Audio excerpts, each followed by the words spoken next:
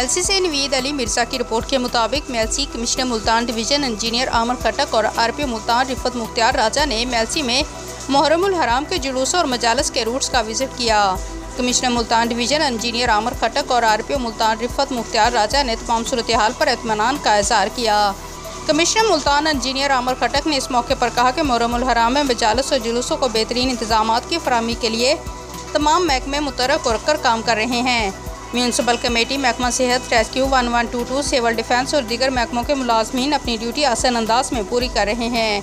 RPO Rifat Mukhtar राजा ने इस मौके पर कहा कि महकमा पुलिस की तरफ से मुहर्रमुल हराम में सिक्योरिटी के फूल प्रूफ इंतजाम को यकीनी बनाया गया। इस मौके पर DCO Vehari Ahsan Rafiq, DPO Vehari Shahid Parvez, assistant commissioner Mailsi Faisal Ahmed और DSP मेलसी भी मौजूद थे।